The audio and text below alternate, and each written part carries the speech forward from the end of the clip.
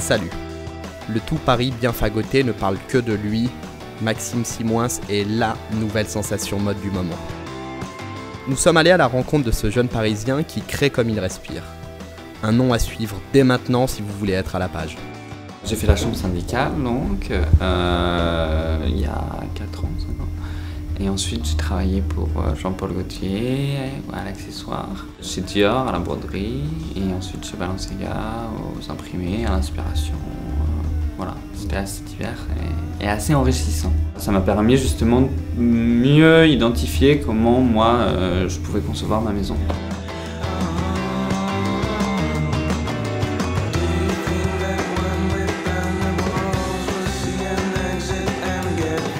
D'abord les oppositions, mat brillant, structuré flou, donc il y a beaucoup de lignes graphiques, mais il y a aussi donc, le côté hyper flou des millefeuilles, de l'accumulation. On a l'accumulation que ce soit dans les mises en abîme, les imprimés en fait. J'aime beaucoup le fait d'avoir une illusion d'optique, le fait d'avoir un visuel, un premier visuel, et plus on se rapproche du modèle, plus on s'aperçoit du détail et dans le visuel se cache un autre visuel. Et aussi un gros travail sur la broderie, parce que je pense que c'est une plus-value sur un vêtement, c'est-à-dire il y a un côté un peu plus artisanal et plus luxe.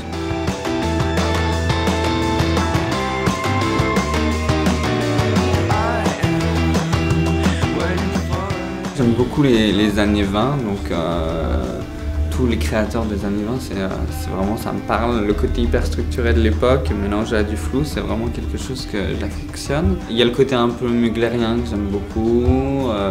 Le côté un peu plus aussi Yves Saint Laurent, toutes les robes graphiques qu'il avait fait dans les années 60, c'est assez intéressant. Il n'y a pas un créateur sur lequel je me focalise en fait. J'ai pas un dieu entre guillemets de la mode. Non, c'est assez ouvert. Voilà. Et tes points de vente aujourd'hui? On en a 50, une cinquantaine là, sur cette collection. En France, on a le Printemps, le Bon Marché, Maria Luisa, la 714. Après c'est à l'étranger, donc on a le Canada, on a le Japon, on a la Russie, on a le Moyen-Orient, on a l'Italie, l'Allemagne.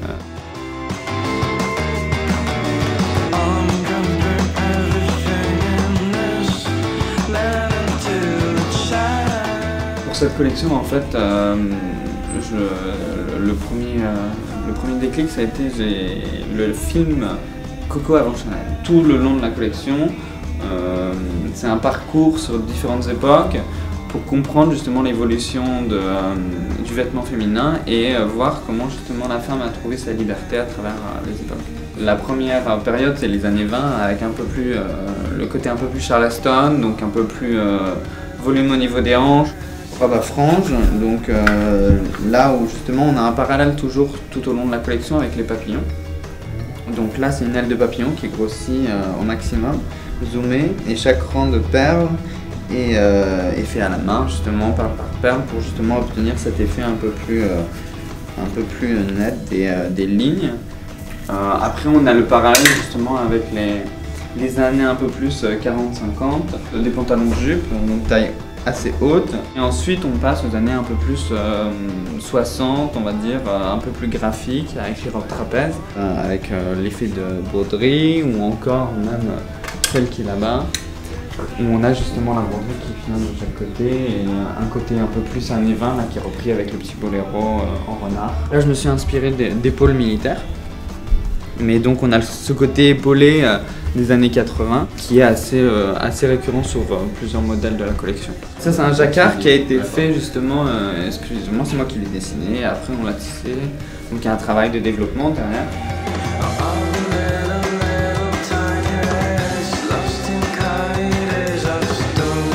J'affectionne beaucoup Mélanie Laurent, je trouve qu'elle a un côté sensible mais déterminé, donc c'est ce que j'aime justement, c'est les caractères forts. Mais avec vraiment beaucoup de féminité. Elle affectionne mon style et donc ça tombe bien, il y a un bel échange.